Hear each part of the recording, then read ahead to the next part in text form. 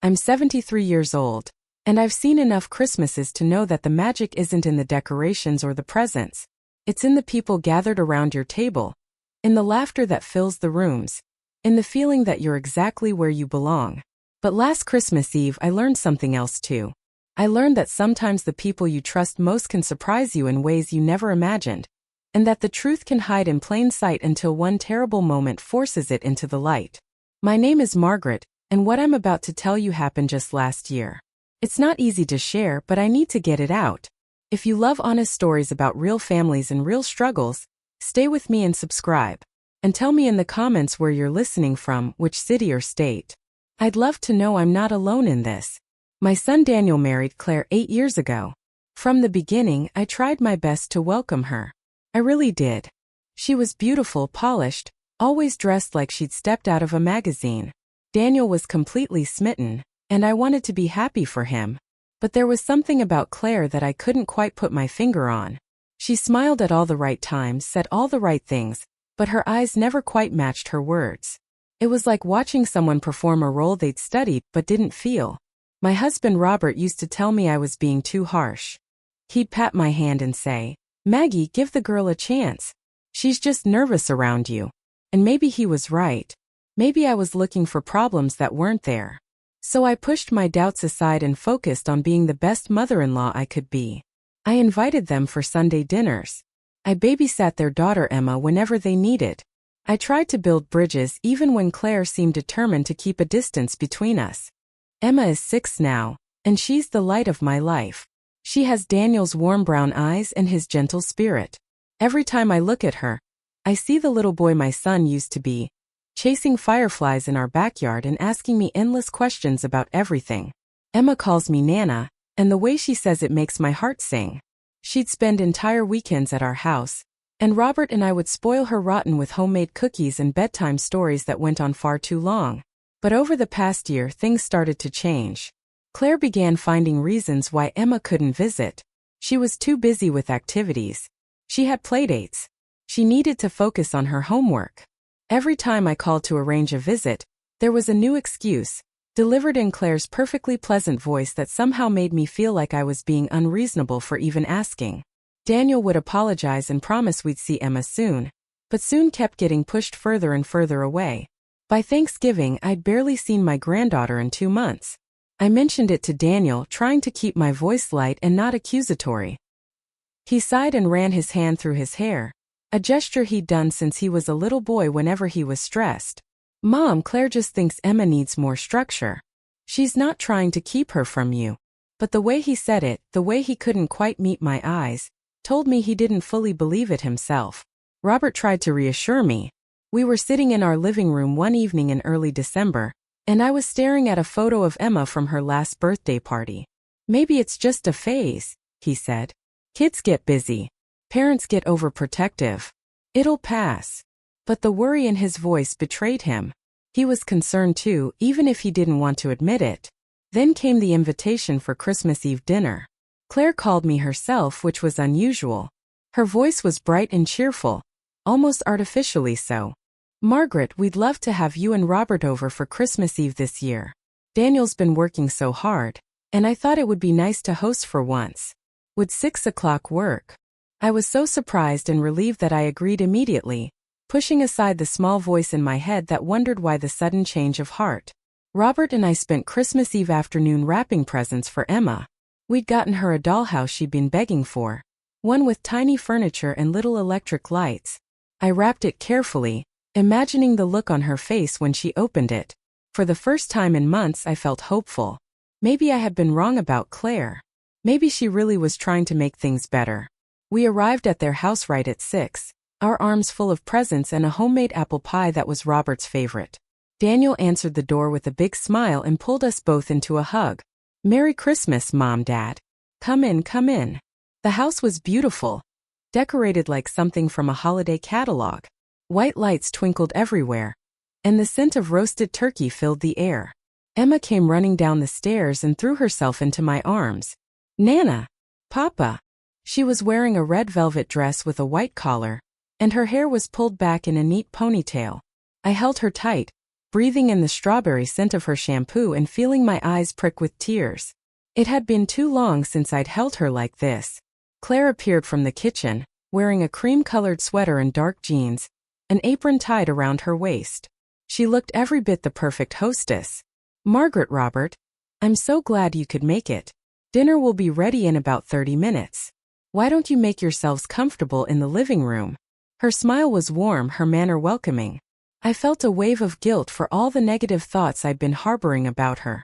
We settled in the living room, and Emma climbed into my lap, chattering about school and her friends and the Christmas concert she'd been in the week before. Daniel poured wine for the adults, a nice red that he said Claire had picked out specially. "She's really outdone herself tonight," he said proudly. "Wait until you taste the meal she's prepared."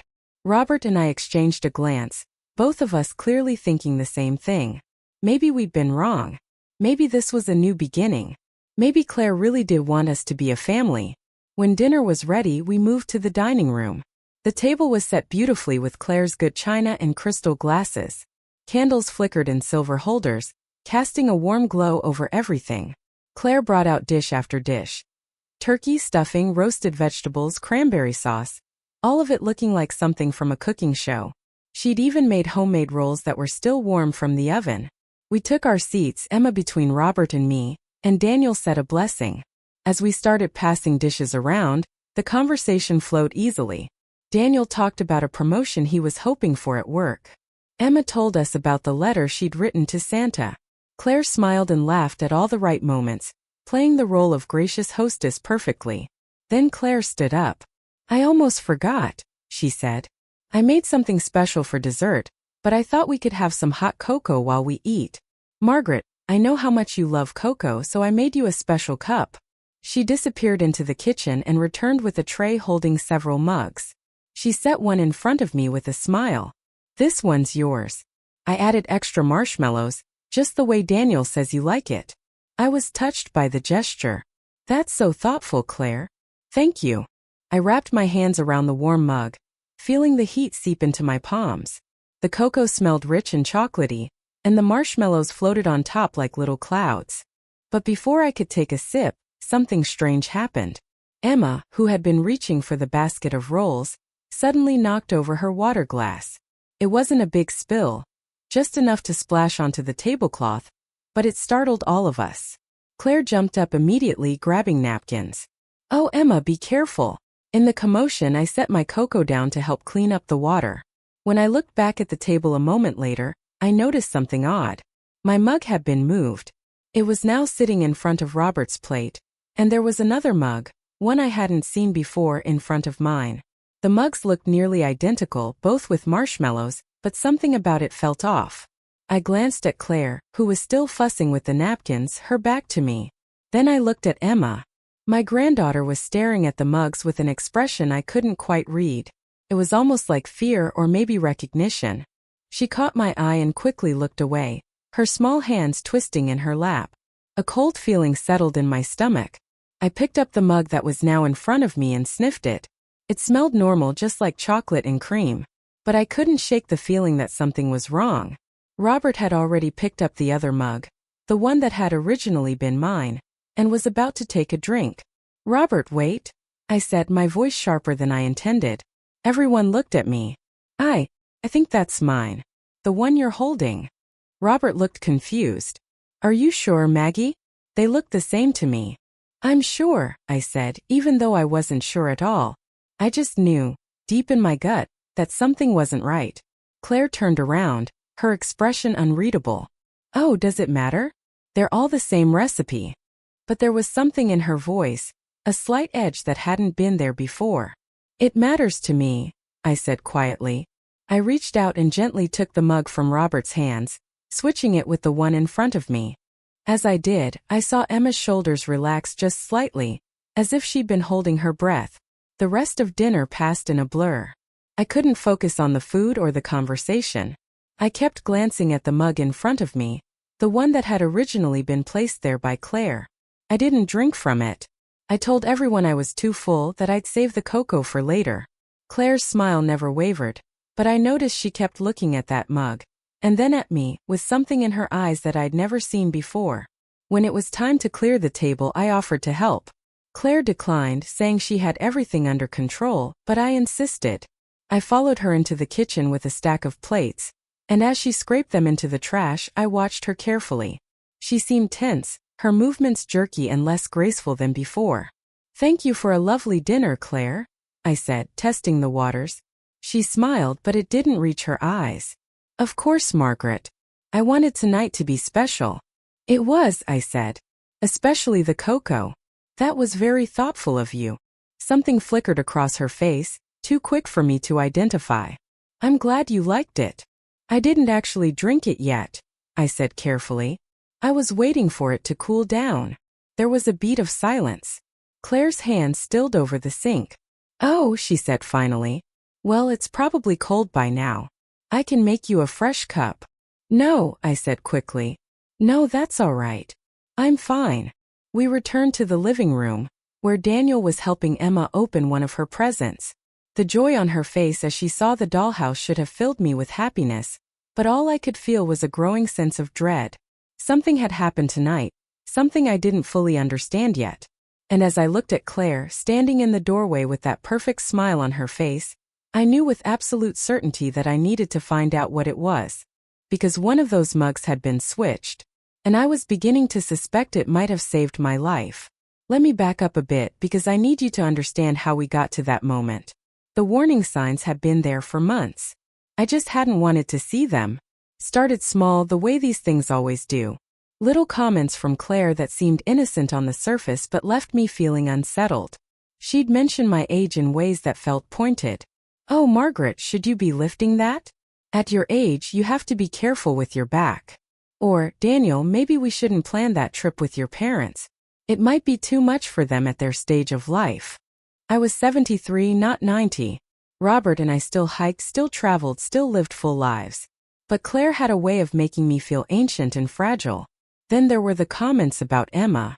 Claire started suggesting that our time with Emma was somehow harmful. "She gets so overstimulated at your house," Claire told Daniel once when I was within earshot. "All that sugar and staying up late. It throws off her whole routine." Never mind that Emma had been coming to our house since she was born, that she loved it there, that some of my happiest memories were of baking cookies with her or reading stories until she fell asleep on the couch. I mentioned it to my friend Sandra over coffee one morning in October. Sandra has been my closest friend for 40 years. We raised our kids together, survived our husband's midlife crises together, celebrated and mourned together. If anyone would understand, it was her. "She's freezing you out, Margaret," Sandra said bluntly, stirring her coffee with more force than necessary. "I've seen it before. My cousin went through the same thing with her daughter-in-law. These women, they want complete control.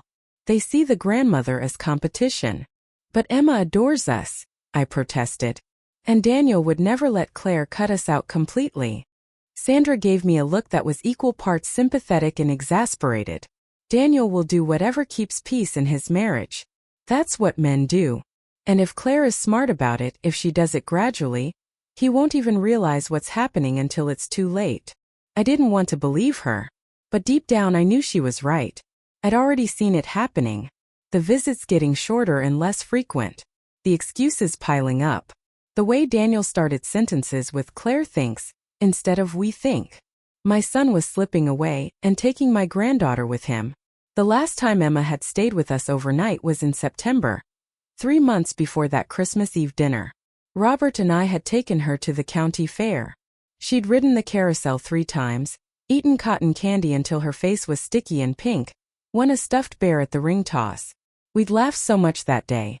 When we drove her home that evening, she'd hugged me so tight and whispered, "I love you, Nana. Can I come back next weekend?" But next weekend never came.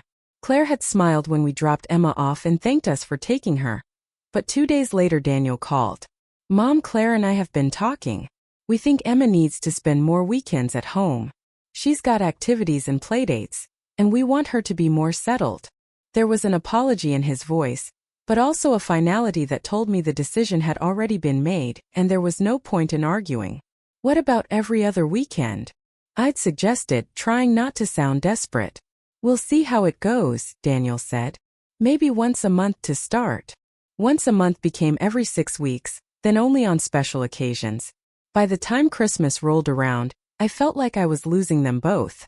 The night of Christmas Eve, after we got home from Daniel and Claire's house, I couldn't sleep. I kept thinking about those mugs, about the way Emma had looked at them, about the expression on Claire's face when I'd switched them back.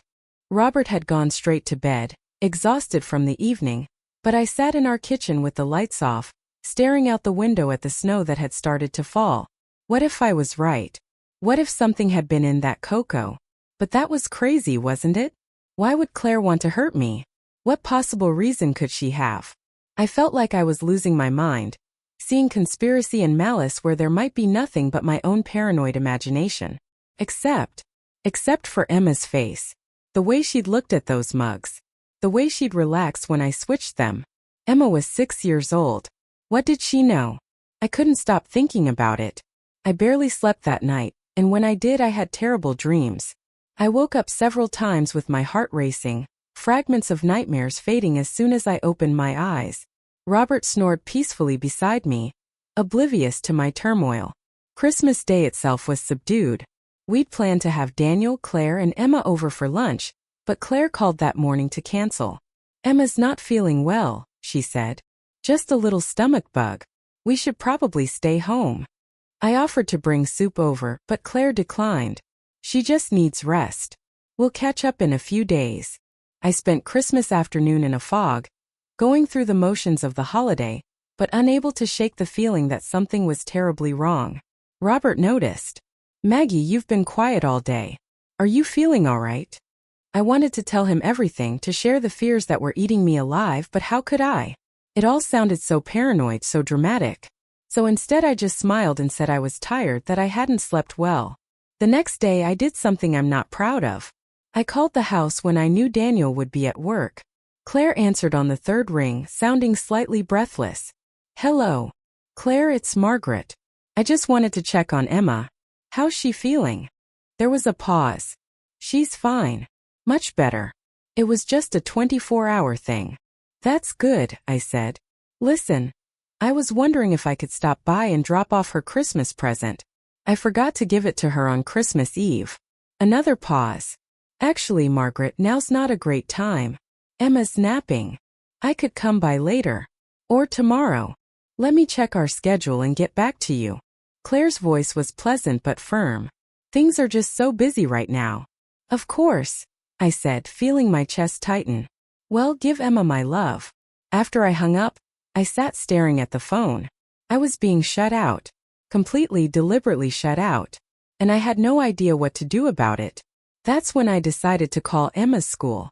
I knew it was overstepping, maybe even inappropriate, but I needed to know my granddaughter was okay. I called the main office and asked to speak with her teacher, Mrs. Patterson.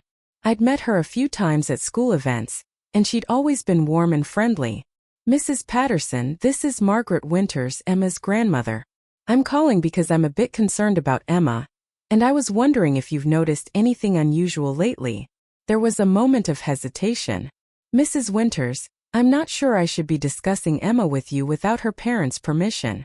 "I understand," I said quickly. "I'm not asking you to break any confidentiality. Has Emma seemed okay to you? Happy?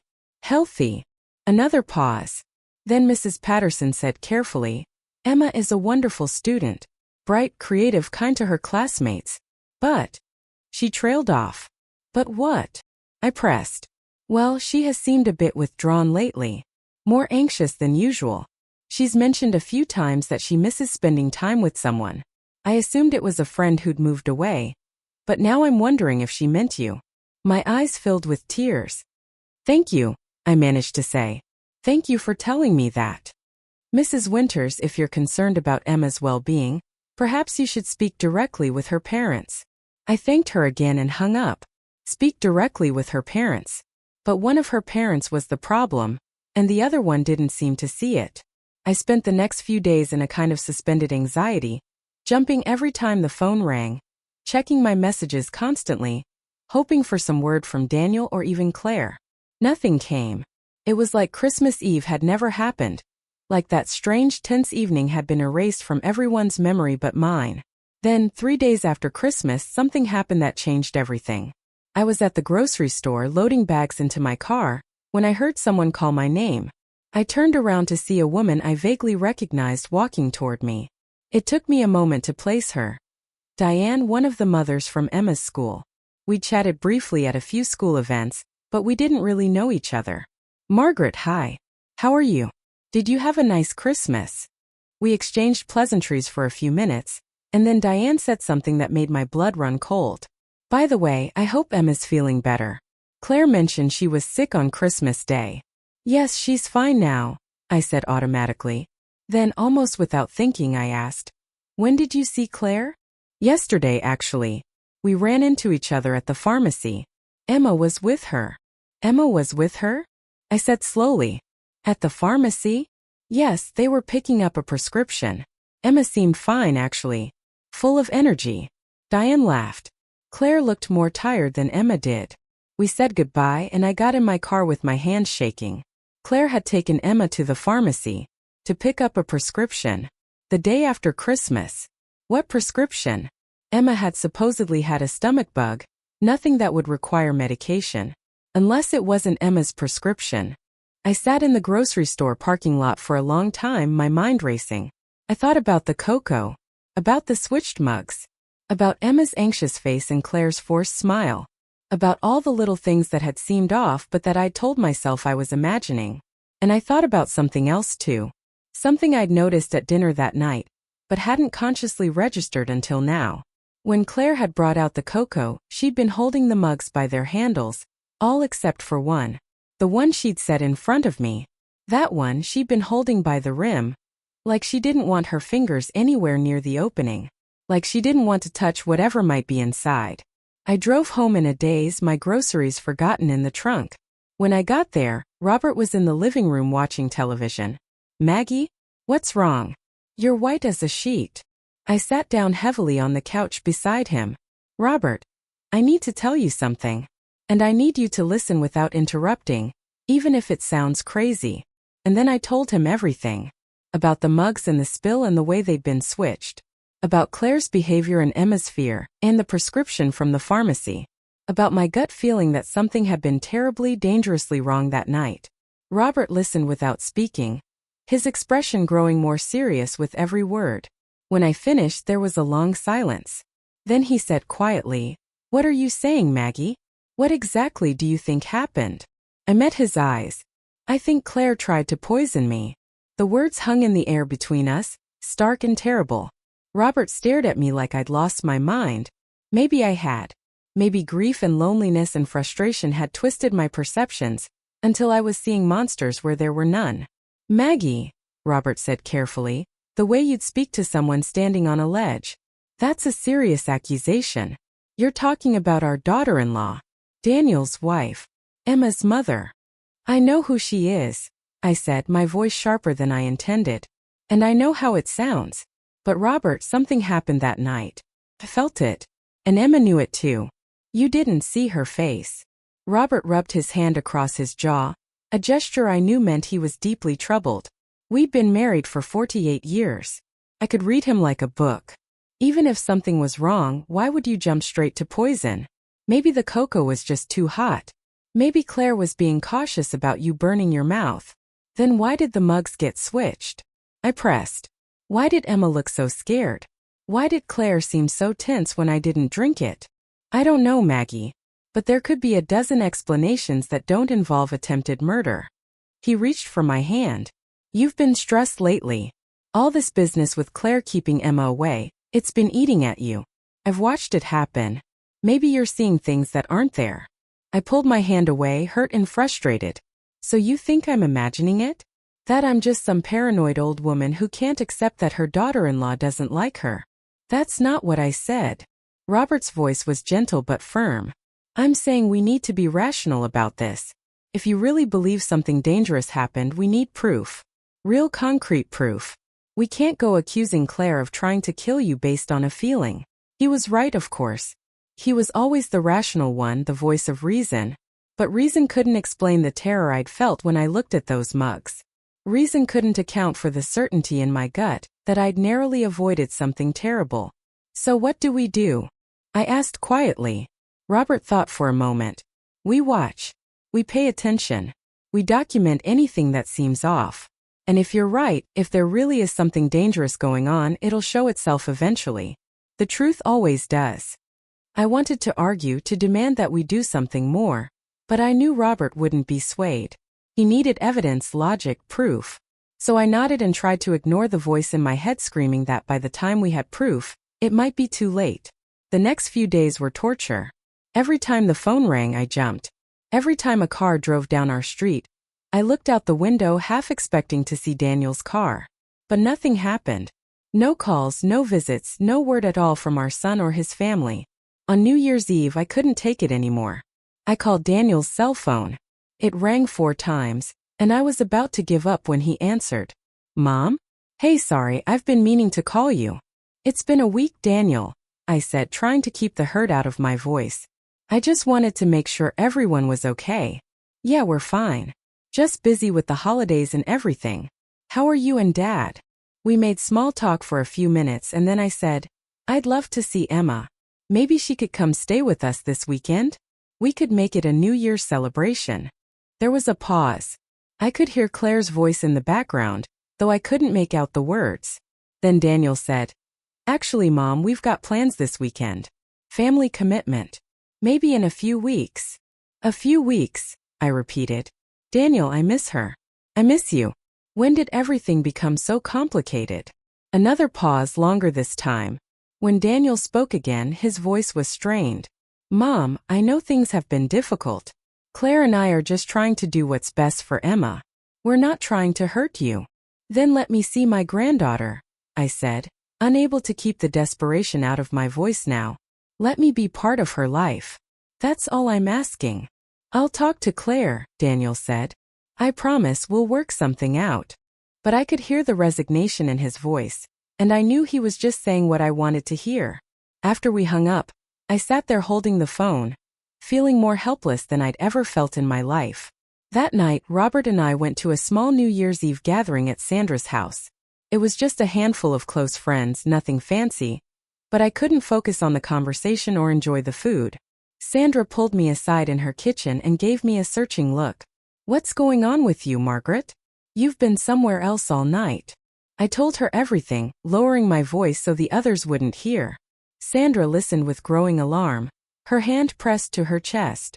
When I finished, she was quiet for a long moment. Then she said, Margaret, you need to trust your instincts. If something feels wrong, it probably is. I don't care if it sounds crazy. Robert thinks I'm overreacting. Of course he does. Men always want to believe the best about people. They want evidence and logic. But sometimes a woman's intuition is the only evidence you need. She gripped my arm. Promise me you'll be careful. Promise me you won't ignore this. I promised, though I still had no idea what I was supposed to do.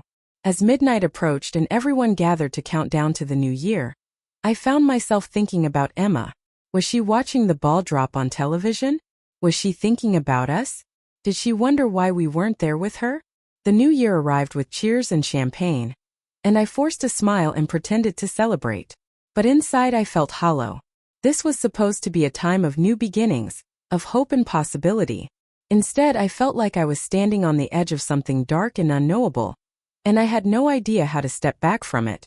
The first week of January brought unexpectedly cold weather. Snow piled up in our yard, and the roads became treacherous. Robert and I stayed mostly inside, venturing out only for necessities. It gave me too much time to think, too much time to replay that Christmas Eve dinner in my mind over and over, looking for clues I might have missed.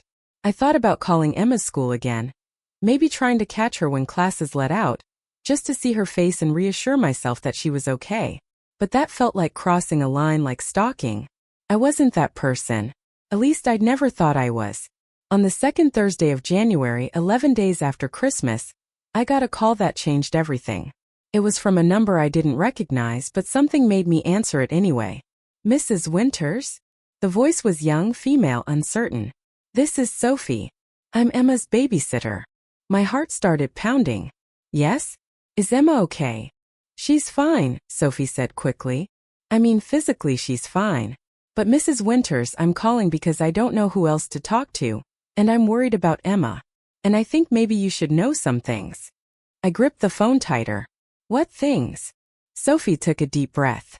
I've been babysitting for the Winters family for about 6 months now. Usually just on date nights or when Mrs. Winters has appointments. Emma's a great kid, but lately she's been saying things that worry me. What kind of things? She talks about you a lot. About how much she misses you and her papa. She asked me once if grandmas can just disappear, if they can go away and never come back.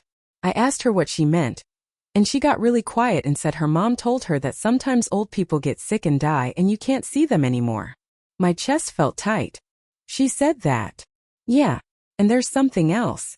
On New Year's Eve, I was babysitting while Mr. and Mrs. Winters went to a party. Emma couldn't sleep, so I was sitting with her and she started crying. She said she was scared that something bad happened to her Nana and Papa. She said her mom spilled something on Christmas and had to clean it up. And after that, Nana didn't drink her cocoa. I couldn't breathe. Did she say anything else? She said her mom got really mad after you left that night. Emma heard her and Mr. Winters arguing. She couldn't hear everything, but she heard Mrs. Winters say something about you ruining everything and how you were supposed to. Sophie's voice dropped to almost a whisper. She said her mom said you were supposed to drink it. The room spun. I sat down hard on the nearest chair, the phone pressed so tight to my ear it hurt. Sophie, did you tell Emma's parents about this conversation? No. I didn't know if I should. Mrs. Winters can be kind of intimidating and I need this job. But I couldn't stop thinking about it. And then yesterday, Mrs. Winters asked me to pick up a prescription for her at the pharmacy. When I got there, the pharmacist asked me to confirm it was for Mrs. Claire Winters, and I said yes. Then he handed me the bag and said something about how important it was to follow the dosage instructions for medication like that. What was the medication? I asked, though I wasn't sure I wanted to know. I didn't look at the label. I didn't think I should. But Mrs. Winters, when I got home, I looked up the pharmacy online and called them. I pretended I was confirming my own prescription and gave them Mrs. Winters's name by accident. The pharmacist said they couldn't discuss other patients' medications, but he mentioned that he hoped the anxiety medication was helping. Anxiety medication, I repeated. Yeah, but here's the thing. Emma mentioned once that her mom sees a therapist, but she's never mentioned anything about her mom being anxious or taking medication. And the way Mrs. Winters has been acting lately, it doesn't seem like anxiety. It seems like something else. We talked for a few more minutes, and Sophie gave me her number in case I needed to reach her. After we hung up, I sat there in stunned silence. Emma had overheard Claire saying I was supposed to drink it. Supposed to drink the cocoa. The cocoa that had been switched. Robert came home from his walk and found me sitting in the darkened living room. Maggie, why are you sitting in the dark? I told him about Sophie's call, about everything Emma had said. This time Robert didn't try to rationalize it away. His face went pale, and he sank into his chair with a heavy sigh. We need to talk to Daniel, he said finally. And say what? That we think his wife tried to poison me? That our 6-year-old granddaughter is our witness? Robert, he'll never believe us. He'll think we're trying to sabotage his marriage. Then what do you suggest we do? Robert's voice was sharp with frustration and fear. If you're right about this, if Claire really did try to hurt you, then Emma is in that house with her. Our granddaughter is living with someone who might be dangerous.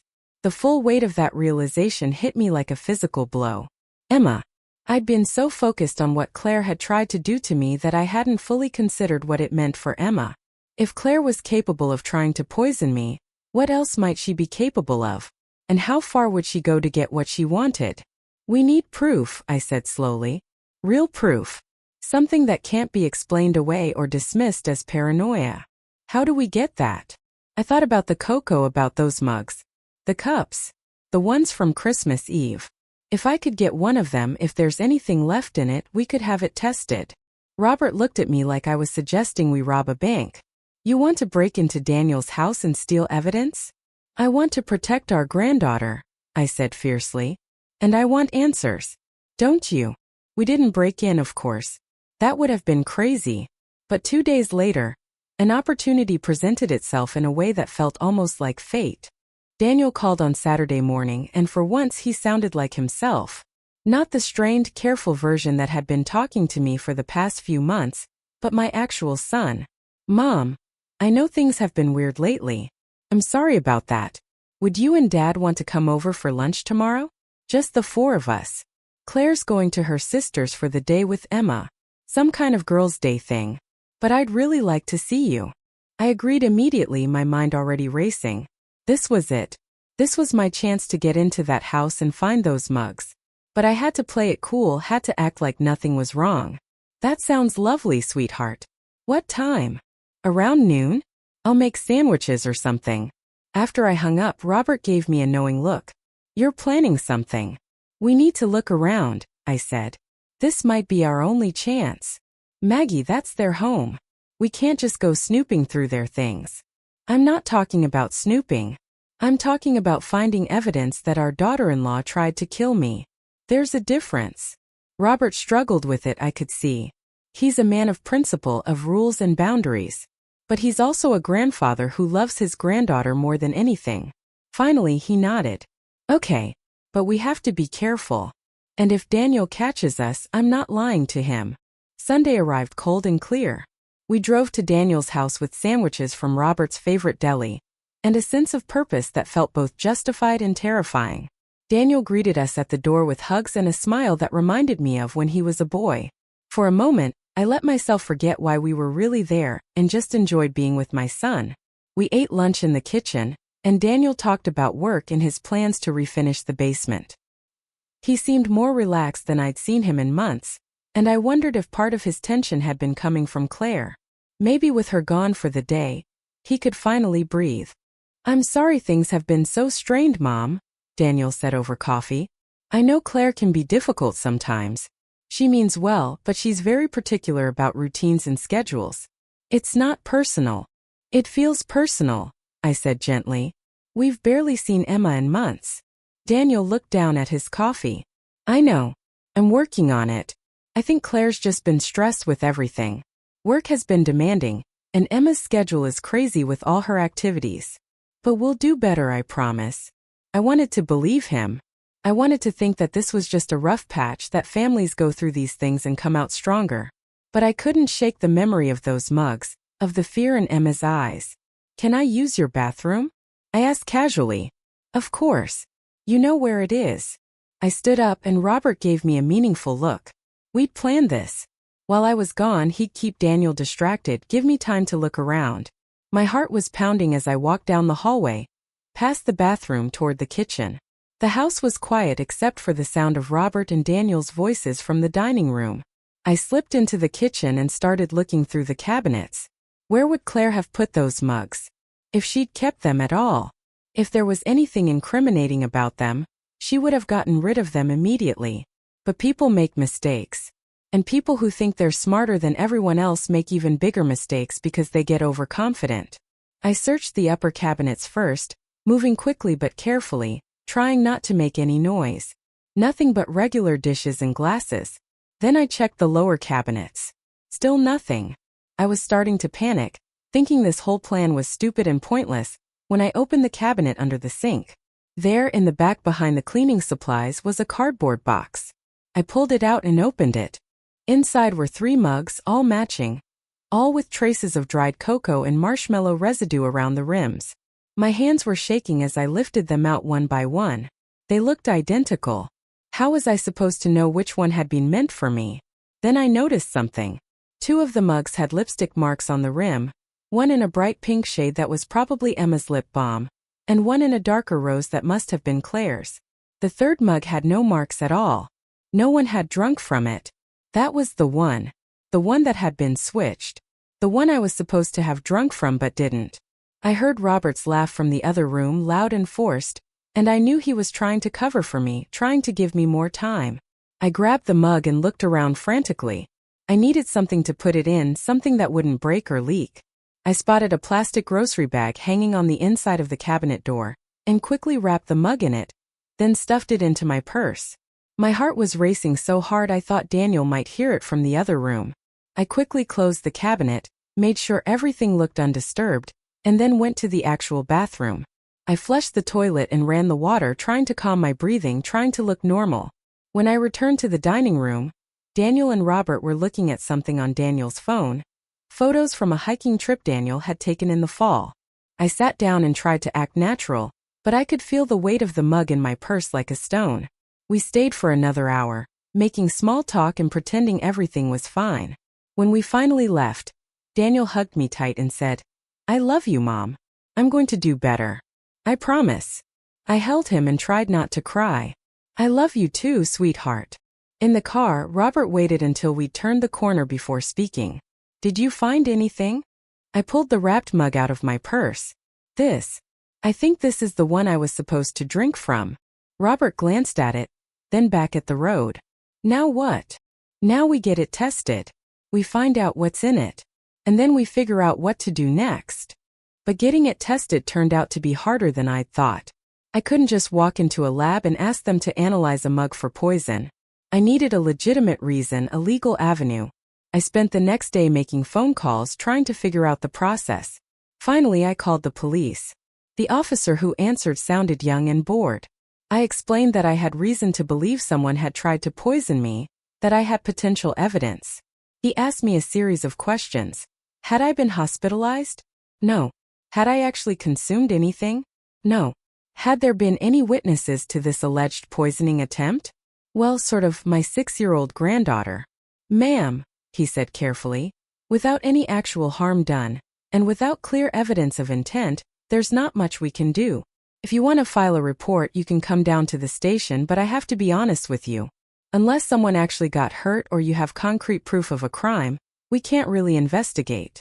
I thanked him and hung up, feeling defeated. Sandra had suggested I talk to a lawyer, so I called the one who'd handled our will a few years back. He listened patiently to my story and then gave me the same basic message. Without evidence of actual harm, there was no crime to prosecute. He could have the mug tested privately, but it would cost several $1,000s, and even if they found something suspicious, it wouldn't necessarily mean anything in court. "Mrs. Winters," he said gently, "I understand your concern, but you have to understand how this looks from a legal perspective. You have a mug with some dried cocoa in it.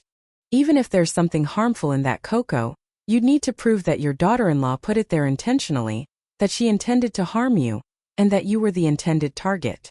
That's an incredibly high bar. So there's nothing I can do?" "I didn't say that. I'm just saying that the legal route might not be the right one here. Have you considered talking to your son directly? Expressing your concerns?" I had considered it. I thought about it constantly. But how do you tell your son you think his wife tried to kill you? How do you break apart a family based on suspicions and fears that you can't prove? That night I couldn't sleep. I lay in bed staring at the ceiling while Robert snored softly beside me. The mug was downstairs in my purse, hidden in the hall closet. I kept thinking about Emma, about whether she was safe, about what might happen if Claire realized I suspected something. Around 2 in the morning, I got up and went to the kitchen. I made myself tea and sat at the table in the dark, watching the snow fall outside the window. That's when I heard my phone buzz with a text message. It was from Sophie, Emma's babysitter. "Mrs. Winters, I'm sorry to text so late, but I just got fired. Mrs. Winters said they don't need my services anymore." She didn't give a reason. "But Mrs. Winters, I'm scared for Emma. I don't think I should have called you. I think somehow she knows." My blood went cold. Claire knew. She knew Sophie had contacted me, which meant she probably suspected that I was suspicious about Christmas Eve, which meant she'd be on guard, more careful, more dangerous. I texted back. "Did she say anything else? Did she seem angry?" The reply came quickly. She was calm, almost too calm, like she'd been expecting it. "Mrs. Winters, please make sure Emma is okay. I know I'm just the babysitter, but I care about her. And I'm really scared right now." I sat there with my phone in my hand, my mind racing. What did I do now? What could I do? I felt like I was in one of those nightmares where you're running but not moving, screaming but no sound comes out. And then something occurred to me. Something that should have been obvious from the beginning, but that I'd been too focused on the poison to see clearly. Claire wasn't just trying to hurt me. She was trying to remove me. To cut me out of Emma's life so completely that I might as well be dead. The poison was just the most dramatic method. The final solution to a problem that had been bothering her for years. But why? Why did Claire want me gone so badly? What did she gain from isolating Emma from her grandparents? The answer came to me slowly, like pieces of a puzzle sliding into place. Control. Claire wanted complete control over Emma, over Daniel, over their entire family unit. And I was a threat to that control.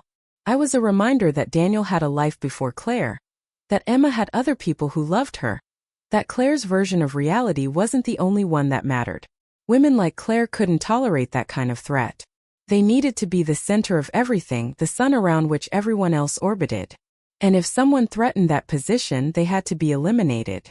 I thought about all the small ways Claire had been working to push me out of Emma's life. The reduced visits. The negative comments about my influence. The way she'd slowly convinced Daniel that I was a problem rather than an asset. The poison had just been an escalation of a campaign that had been going on for years. And now that I suspected something, now that I'd started asking questions and making calls, Claire would be even more determined to finish what she'd started. She'd find another way, a more subtle way, a way that couldn't be traced back to her. I had to protect Emma. And I had to protect myself. But I still had no idea how. The next morning I made a decision. If the legal system wouldn't help me, if I couldn't prove what Claire had done, then I needed to approach this differently. I needed to understand Claire better, to figure out what she was really after, and what she might do next. I called Sandra and asked if we could meet for coffee. When I told her everything that had happened, about the mug and Sophie and my growing fear that Claire might try again, Sandra's face went pale. Margaret, you need to go to the police again. Show them the text from Sophie. That's evidence. Evidence of what? That Claire fired her babysitter? That's not a crime. Sandra was quiet for a moment, stirring her coffee in that aggressive way she did when she was thinking hard. Okay, different approach. Has Daniel ever mentioned anything about Claire's past? Her family, her childhood?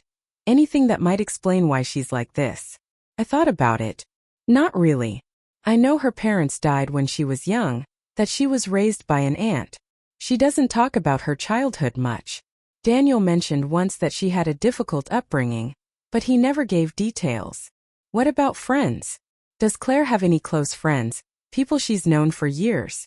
I realized I didn't know.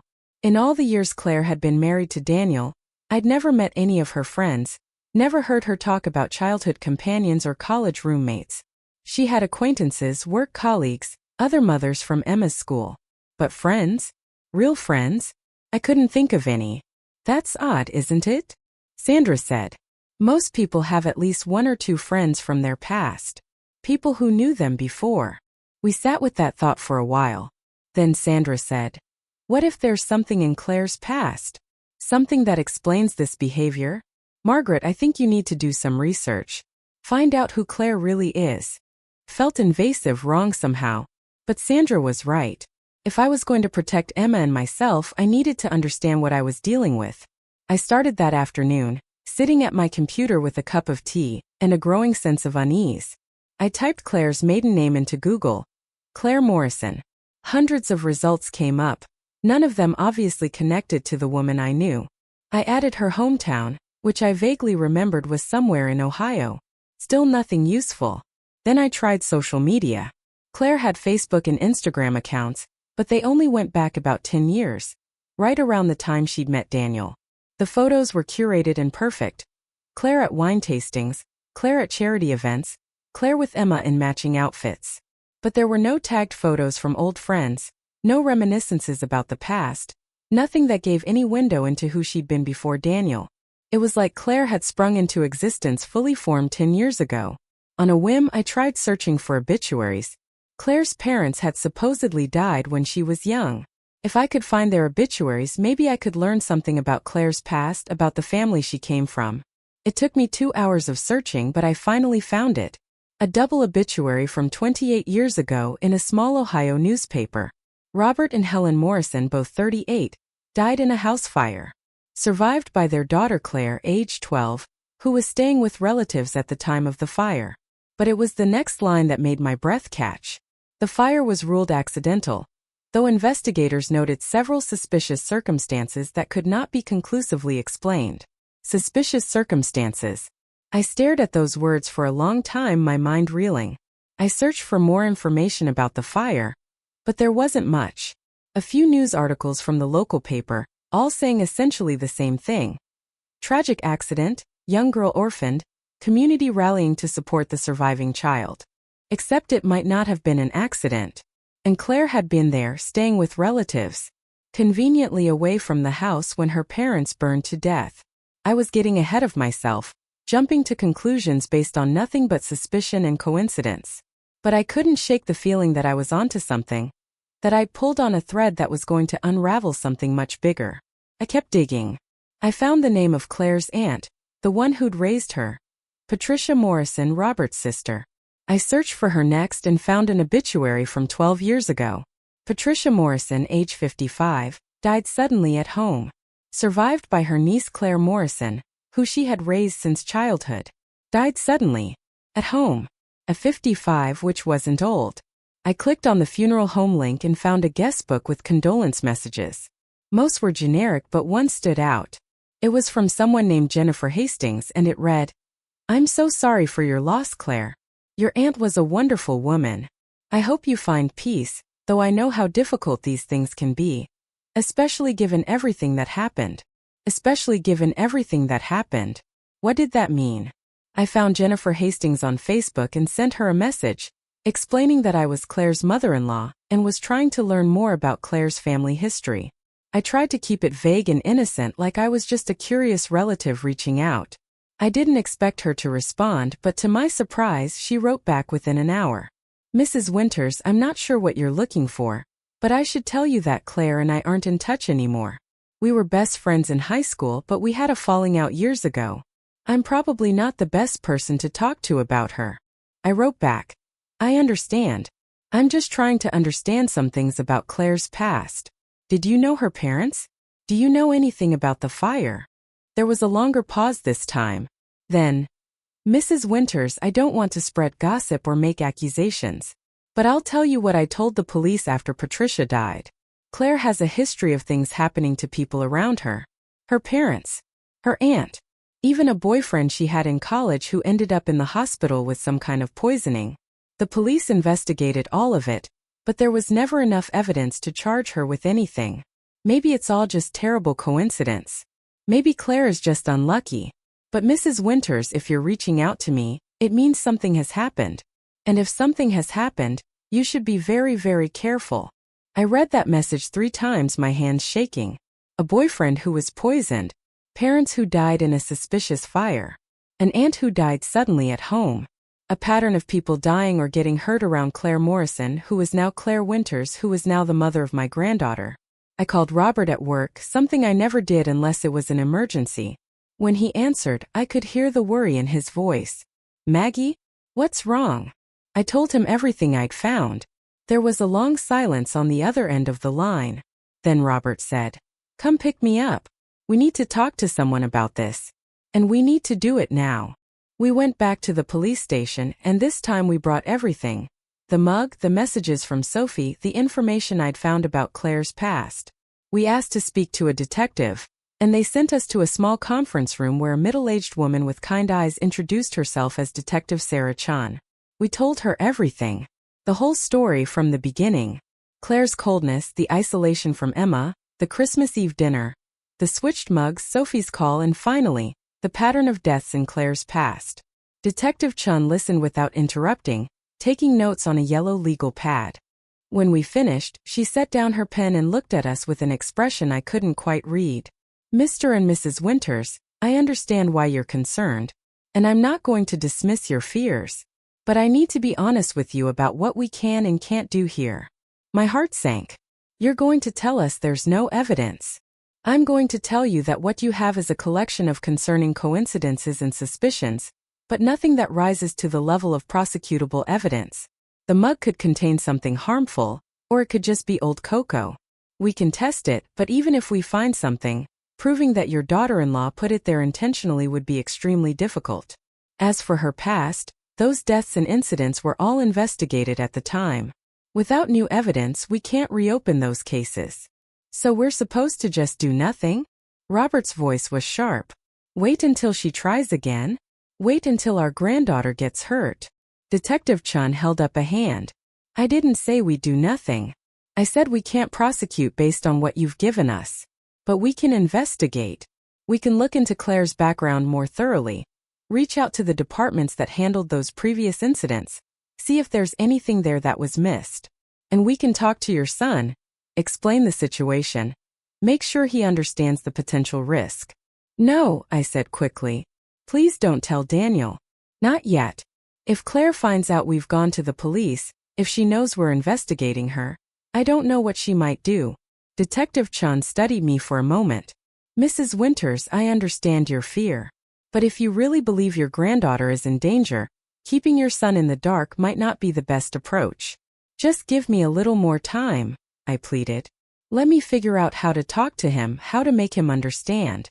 If you tell him, he'll think we're attacking his wife. He'll choose her over us, and then we'll have no way to protect Emma at all. Detective Chun sighed. I'll give you a week. 1 week to talk to your son. In the meantime, I'll start looking into Claire's background. But Mrs. Winters, Mr. Winters, you need to be very careful. If even half of what you suspect is true, your daughter-in-law is extremely dangerous. Don't confront her.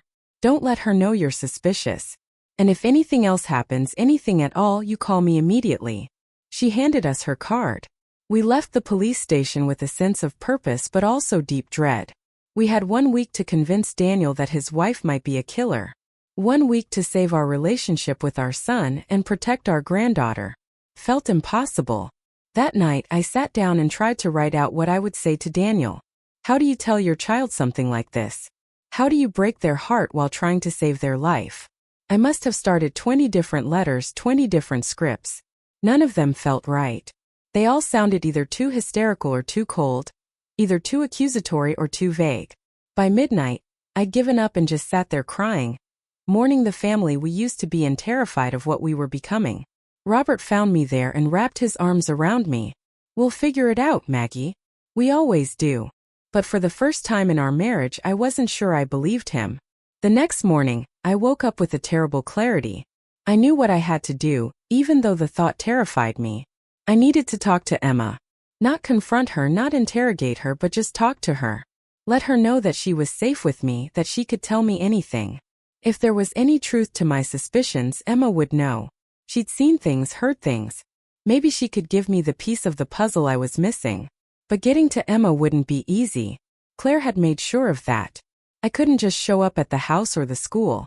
I needed a legitimate reason, something Claire couldn't refuse without seeming unreasonable. That's when I remembered Emma's birthday. It was coming up in 2 weeks on January 28th. She'd be turning 7.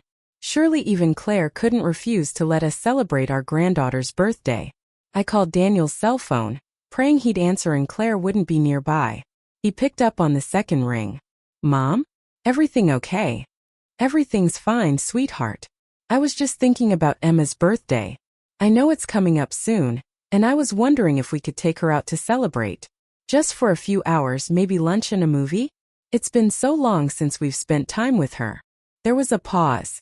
I could hear muffled voices, Daniel talking to someone, probably Claire. Then he came back on the line. Actually, Mom, we're planning a party at the house on Saturday the 27th. Why don't you and Dad come to that? It'll be nice to have the whole family together. A party at their house with Claire orchestrating everything. That wasn't what I wanted, but I couldn't say that. That sounds lovely. But could we maybe take Emma out on her actual birthday? Just the 4 of us? It would mean a lot to us. More muffled conversation. This pause was longer. Finally, Daniel said, "Let me talk to Claire and get back to you, okay?" He never called back. But 2 days later, I got a text from Claire herself. "Margaret, Daniel mentioned you want to take Emma out for her birthday. That's very sweet, but we have plans that day. However, you're welcome to join us at the party on the 27th. It starts at 2 p.m. Hope to see you there." It was a brush-off, polite but firm. Claire was letting me know that she was in control, that I'd see Emma when and how she decided. But at least I'd get to see her at the party. At least I'd have a chance to talk to her, even if it was just for a few minutes. The days leading up to the party crawled by. Detective Chun called twice with updates. She'd spoken to the detective who'd investigated Patricia Morrison's death. He remembered the case because Claire's behavior had struck him as odd. She'd been extremely calm, almost emotionless, and she'd seemed more concerned about the inheritance than about her aunt's death. But the medical examiner had ruled it natural causes, a heart attack, and without evidence of foul play, there was nothing to investigate. The detective had also looked into the fire that killed Claire's parents. Same story. Suspicious circumstances, but not enough evidence to prove it was anything other than a tragic accident. The boyfriend who'd been poisoned had refused to cooperate with investigators, dropping the complaint shortly after filing it. Reading between the lines, I suspected Claire had either threatened him or convinced him he was mistaken. She's careful, Detective Chun told me. If she's done the things you suspect, she's been very careful to cover her tracks. But careful people make mistakes eventually. We just have to be patient and watchful. But I didn't feel patient. I felt like I was running out of time. Sandra came over the day before the party to help me wrap Emma's present. We'd gotten her a bicycle, a beautiful purple one with streamers on the handles and a basket in front. As we tied ribbons on it, Sandra said, "Margaret, what are you going to do at this party? You can't confront Claire in front of everyone." "I'm not going to confront anyone. I'm just going to talk to Emma, see if she'll open up to me. Maybe away from Claire, she'll feel safe enough to tell me what she knows. And if Claire doesn't let you get Emma alone?" I thought about that. "Then I'll find a way. I have to, Sandra. Time's running out." The party was being held at their house, and when Robert and I arrived with the bicycle, the place was already full of people. Kids from Emma's school, their parents, neighbors, some of Daniel's work colleagues. Claire had gone all out. Decorations everywhere, a table full of food, a bounce house in the backyard even though it was barely above freezing outside. Claire greeted us at the door, looking stunning in dark jeans and a soft gray sweater, her hair and makeup perfect as always. "Margaret, Robert, I'm so glad you could make it. Emma will be thrilled you're here." Her smile was warm, her manner gracious. If I hadn't known what I knew, I would have thought she was genuinely happy to see us. Emma was in the living room surrounded by friends, opening presents. When she saw us, her face lit up and she ran over, throwing her arms around my waist. "Nana! Papa! You came!" I held her tight, breathing in her little girl's smell, memorizing the feel of her in my arms. "Of course we came, sweetie. We wouldn't miss your birthday for anything." We stayed close to Emma for the next hour, watching her open presents and play games. Claire circulated through the party, the perfect hostess, always with a hand on Emma's shoulder or a gentle word in her ear. I noticed she never left Emma alone with us for more than a few minutes. Every time I tried to draw Emma aside for a private conversation, Claire would appear, politely but firmly redirecting Emma back to her other guests. Finally, when the cake was being served and everyone was gathered in the dining room, I saw my chance. Emma slipped away to use the bathroom and I followed her. Claire was busy lighting candles and didn't notice. I waited outside the bathroom door, my heart pounding. When Emma came out, I knelt down so we were eye to eye. "Emma, sweetie, can I talk to you for just a minute?" She glanced nervously toward the dining room, where we could hear everyone singing happy birthday. "I should get back, Nana. Mom will wonder where I am." "I know. This will just take a second." I took her small hands in mine. "Emma, I want you to know that Papa and I love you very much. And if you ever need to talk to us about anything at all, you can. You're safe with us. Do you understand?" Emma's eyes filled with tears. "I miss you, Nana. I miss staying at your house. I miss you too, baby. Why haven't we seen you? Has something been keeping you away?" She bit her lip, looking so much older than 6 suddenly. Mom says you're getting old and sick, and that we can't bother you too much because you need rest." My chest tightened. "Emma, I'm not sick. I'm perfectly healthy. Did your mom say something else? About Christmas, maybe?" Emma's face went pale. "I can't talk about Christmas. Mom said I'm not supposed to talk about it. She said it was a misunderstanding." "What was a misunderstanding, sweetie?" "The cocoa. The spill. She said." Emma's voice dropped to barely a whisper. "She said you were supposed to drink it, but then the cups got mixed up and she was really mad. She told Dad that you ruined everything." Before I could ask anything else, Claire's voice cut through the air like a knife. Emma? Where are you, birthday girl? Emma's eyes went wide with fear. I have to go, Nana. Please don't tell Mom we talked. She pulled away from me and ran back toward the dining room. I stood there in the hallway, my legs shaking, trying to process what Emma had just said. You were supposed to drink it. Claire had told Emma that. Had said it out loud. It wasn't just paranoia or suspicion anymore. It was real. Claire had intended for me to drink that cocoa, and something in it was meant to harm me. I walked back to the party on autopilot. Robert took one look at my face and stepped closer. What happened? Emma confirmed it, I whispered. She heard Claire say I was supposed to drink it. Robert, we have to do something. We have to get Emma out of here. But what could we do? We had a 6-year-old's testimony about something she'd overheard. We had a mug that might contain poison but hadn't been tested yet. We had a history of suspicious deaths that couldn't be proven. We had nothing that would stand up in court, nothing that would give us custody or even supervise visitation. The party wound down over the next hour. Kids left with their parents, the bounce house was deflated, leftover cake was wrapped up. Through it all, Claire maintained her perfect hostess facade, thanking everyone for coming, making sure Emma thanked them for the presents. She was a master at playing the role. When it was finally our turn to leave, Emma hugged us both tightly. Thank you for the bicycle, Nana and Papa. I love it so much. We love you, sweetheart, I told her, holding her as long as I dared before Claire gently pulled her away. Say goodbye, Emma. It's been a long day and you need your rest. We walked to our car in silence. As Robert started the engine, I looked back at the house. Claire was standing in the doorway with her arm around Emma, watching us. Even from a distance, I could see the expression on her face. It wasn't anger or fear. It was triumph. She knew that we knew and she didn't care. Because she also knew there was nothing we could do about it. That night, I called Detective Chun and told her everything Emma had said. Chun was quiet for a long time, then sighed. Mrs. Winters, what Emma told you is concerning, but it's not going to be enough. A child's testimony about something she overheard weeks ago? A defense attorney would tear that apart in seconds. We need something concrete. Then what do we do? I asked, trying not to cry. We keep investigating. We keep watching.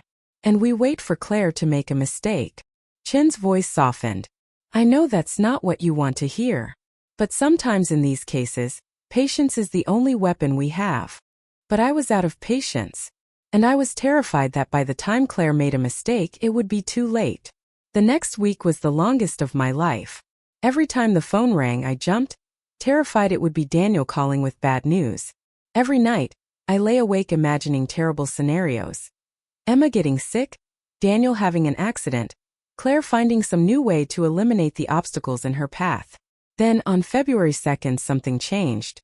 I got a call from Daniel and his voice was different. Strained. Worried. Mom, can you and Dad come over? I need to talk to you about something.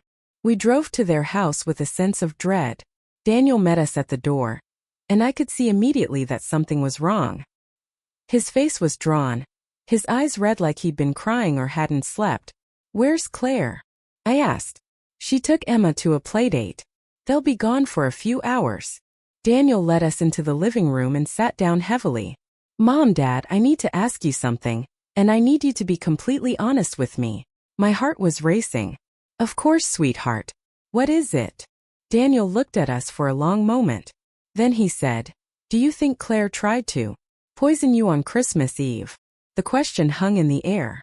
Robert and I exchanged glances. This was it. The moment we'd been dreading and hoping for in equal measure. I took a deep breath and said, yes, I do. Daniel's face crumpled. I found something. In Claire's nightstand. A bottle of pills. There's some kind of sedative prescription strength. But the prescription isn't in her name. I looked it up online, and if you take too many, they can cause respiratory failure. And Mom, when I asked Claire about them, she said they were for anxiety, that she got them from a friend. But she couldn't explain why she had them hidden in her nightstand. He pulled out his phone and showed us a photo of the bottle. The label was partially torn off, but I could make out part of a name that wasn't Claire's. There's more, Daniel said, his voice breaking. I've been going through our computer, our files. Claire has been researching things. Symptoms of heart attacks in elderly people. How much of certain medications it takes to cause harm. Untraceable poisons. Mom, I think I've been blind. I think I've been making excuses for her behavior, because I didn't want to see the truth. I moved to sit beside him, wrapping my arms around my son as he wept. It's not your fault, Daniel. Claire is very good at hiding who she really is. What do I do? He asked. She's my wife. She's Emma's mother. How do I protect Emma from her own mother? Robert spoke up, his voice firm. We call Detective Chun. We show her what you found. And we make sure Emma is safe, whatever it takes. Daniel nodded, pulling himself together. I already called a lawyer. Filed for emergency custody this morning. The hearing is tomorrow. I told them everything, my suspicions, what Emma overheard, what you've been investigating. I don't know if it'll be enough, but I have to try. I felt a surge of relief and pride. My son, the boy I'd raised to be kind and trusting, had found the strength to do the hardest thing imaginable. He was choosing to see the truth, even though it meant his life was about to fall apart. The next 24 hours were a blur. Detective Chun came to the house and took Daniel's statement. She photographed the pills and added them to her investigation. The lawyer prepared documents for the custody hearing.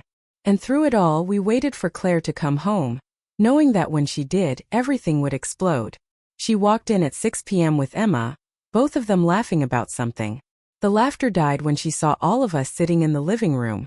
Daniel, Robert, me, Detective Chun, and the lawyer. What's going on? Claire asked, her voice carefully neutral, but I could see the calculation in her eyes. She was already planning her defense, already figuring out how to spin this. Daniel stood up. Claire, this is Detective Chun. She's investigating some concerning incidents, including what happened on Christmas Eve. I've filed for emergency custody of Emma. There's a hearing tomorrow morning. For just a moment, Claire's mask slipped. I saw rage flash across her face, pure and terrifying. Then it was gone, replaced by confusion and hurt. Daniel, what are you talking about? What incidents? What did your mother tell you? Mom didn't tell me anything I didn't already suspect, Daniel said. I found the pills, Claire. I saw your search history. I know what you tried to do. Claire's eyes darted around the room, landing on each of us in turn. When she spoke, her voice was cold. You have no proof of anything. Those pills are for anxiety. My search history is because I was worried about Daniel's parents' health. Everything you think you know is circumstantial, and based on the paranoid delusions of an old woman who never liked me. I have Emma's testimony, Daniel said quietly. She told her grandmother what she overheard you say. About Mom being supposed to drink the cocoa. Claire's face went white. For a long moment no one spoke. Then Emma's small voice came from the doorway. Mommy, why are you mad at Nana? We all turned. Emma was standing there in her coat, her backpack still on her shoulders, looking between us with frightened eyes. Claire's expression transformed instantly, becoming soft and loving. I'm not mad at Nana, sweetheart. The adults are just having a discussion. Why don't you go play in your room? No, Daniel said. Emma, come here. He held out his arms and Emma ran to him. He picked her up and held her close. Emma is staying with me tonight. And until this is sorted out, she's not going to be alone with you. For a second I thought Claire might do something violent. Her hands clenched into fists, her jaw tight. But then she seemed to deflate, her shoulders sagging. You're making a terrible mistake, Daniel. You're going to regret this. The only thing I regret, Daniel said, is not seeing who you really were sooner. Detective Chun stepped forward. Mrs. Winters, I'm going to need you to come down to the station with me to answer some questions. Claire looked at the detective, then at Daniel, then at me. And for just a moment I saw the real Claire. Not the perfect hostess or the devoted mother or the loving wife. I saw someone cold and calculating, someone who saw other people as obstacles to be removed or tools to be used. Someone who had no empathy, no remorse, no real human connection at all. I'd like to call my lawyer, Claire said calmly. The custody hearing the next day was brutal. Claire's lawyer painted Daniel as an unstable husband having a breakdown, influenced by his overbearing mother. They claimed the pills were legitimately prescribed for anxiety, that Claire's internet searches were innocent, that Emma's statement was the result of coaching by vindictive grandparents. But Daniel's lawyer presented Detective Chen's findings. She'd contacted the pharmacy where the pills came from, and they had no record of any prescription for Claire. She'd spoken to the doctors in Ohio who'd handled Patricia Morrison's death, and one of them admitted he'd had concerns at the time but no evidence. She'd even tracked down Claire's college boyfriend, who finally agreed to give a statement about his poisoning and Claire's behavior afterward. The judge listened to everything, his face grave. Finally, he ruled that Emma would remain in Daniel's custody pending a full investigation. Claire would be allowed supervised visits only, and there would be a psychiatric evaluation ordered for all parties. Claire didn't protest or argue. She just stood there, perfectly composed, and said, "This isn't over." And it wasn't. The investigation continued for months. Eventually, Detective Chen got a warrant to search Claire's home, and they found journals. Pages and pages of Claire's neat handwriting, detailing her resentments and frustrations. Her anger at me for interfering with her family. Her belief that Daniel would be better off if his parents weren't around to poison him against her. Her meticulous plans for how to make my death look natural, how to time it so she wouldn't be suspected. She'd written about the other deaths too. Her parents, her aunt, her boyfriend. All with the same cold, detached tone. Like she was describing characters in a story rather than real people she'd hurt. Reading those journals was one of the hardest things I've ever done. Seeing my name on those pages, seeing the hatred and calculation, knowing how close I'd come to being just another one of Claire's victims. Claire was eventually arrested and charged with attempted murder, along with charges related to the deaths of her parents and aunt. The cases were complex and the trial was long. Some charges stuck, others didn't. In the end, Claire was sentenced to 20 years. Not nearly long enough for the lives she'd destroyed, but it was something. Daniel and Emma stayed with us during the worst of it. Slowly, painfully, we all started to heal. Emma had nightmares for months, and she still sees a therapist twice a week. But she's also laughing again. Riding her purple bicycle, spending weekends at our house making cookies and reading bedtime stories that go on too long. Daniel is dating now, taking things slow, learning to trust again. He apologizes sometimes for not believing me sooner, but I always tell him the same thing. Claire was an expert at deception. She fooled everyone. What matters is that when it counted, when Emma's safety was on the line, he chose to see the truth. As for me, I still think about that night sometimes. About those mugs and Emma's quick thinking. Because that's what Detective Chen eventually figured out. Emma had knocked over that water glass on purpose. She'd seen her mother preparing the cocoa, had overheard enough to know something was wrong, and she'd created a distraction so the cups would get mixed up. My 6-year-old granddaughter had saved my life. I asked her about it once after everything had settled. We were sitting in our kitchen making cookies and I said, "Emma, that night at Christmas when you spilled the water, did you do that on purpose?" She was quiet for a moment, focusing very intently on the cookie dough. Then she said softly, "Mommy told me you were sick. She said you needed special medicine to get better. But Nana, you didn't seem sick. And the way Mommy was acting, I got scared. So I spilled the water, and when everyone was cleaning up, I switched the cups. I didn't want you to drink the medicine." I pulled her into my arms and held her while she cried. "You're so brave, Emma. So brave. You saved Nana's life. Is Mommy ever coming back?" she asked against my shoulder. "No, sweetheart. She's not." "Good," Emma whispered. "Because I love her, but I'm scared of her. Is that okay?" "That's okay, baby. That's completely okay." Now, a year later, we're building a new normal. It's not the family I imagined we'd be. There's a Claire-shaped hole in our lives, filled with hurt and betrayal and complicated grief. But we're together. We're safe. And every time I watch Emma run through our backyard or hear her call me Nana in that sweet voice of hers, I'm grateful. I'm grateful she was brave enough to act when I couldn't. I'm grateful Daniel found the strength to protect her. I'm grateful for Sandra and Detective Chen, and everyone who believed us when it would have been easier to think we were crazy. And I'm grateful that sometimes, just sometimes, the good guys win. If you've stayed with me through this whole story, thank you. It's not an easy story to tell, and it's not an easy story to hear. But it's true, every word of it. If there's anything I've learned from all of this, it's to trust your instincts. If something feels wrong, it probably is. Don't let anyone convince you that you're paranoid or dramatic or too old to know your own mind. Your gut knows things your brain hasn't figured out yet. And if you're facing something similar, if you're worried about someone you love, don't wait. Speak up. Ask questions. Demand answers. It might save a life, maybe even your own. I'd love to hear from you in the comments. Tell me where you're from, what you think about this story. Have you ever had an instinct about someone that turned out to be right? Have you ever had to make an impossible choice to protect someone you love? And if this story moved you, if it made you think or feel, please hit that like button and subscribe. Share it with someone who needs to hear it. These stories need to be told. These warnings need to be heard. Thank you for listening. Thank you for being here. And remember, trust yourself. You know more than you think you do. Until next time, this is Margaret, reminding you that family is precious, truth is vital, and sometimes the most ordinary moments can change everything.